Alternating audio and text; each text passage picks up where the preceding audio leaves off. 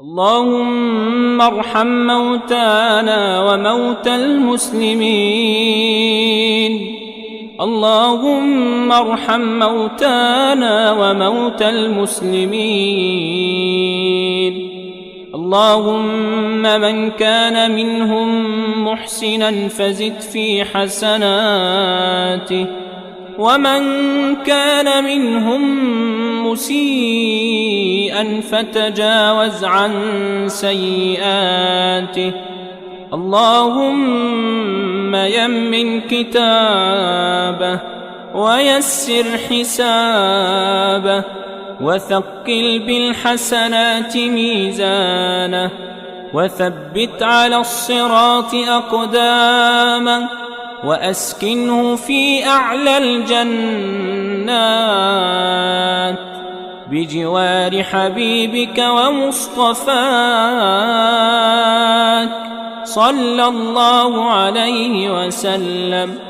اللهم أمنه من فزع يوم القيامة ومن هول يوم القيامة، واجعل نفسه آمنة مطمئنة.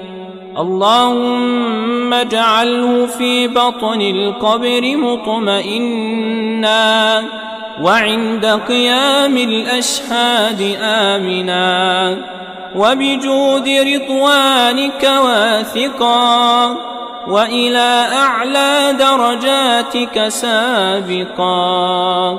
اللهم اجعل عن يمينه نورا حتى تبعثه آمنا مطمئنا في نور من نورك. اللهم أسكنه فسيح الجنان، واغفر له يا رحمن. اللهم اعف عنه فإنك القائل ويعفو عن كثير. اللهم إنه جاء ببابك وأناخ بجنابك، فجد عليه بعفوك وإكرامك وجود إحسانك. اللهم بشره بقولك كلوا واشربوا هنيئا بما أسلفتم في الأيام الخالية. اللهم اجعله من الذين سعدوا في الجنة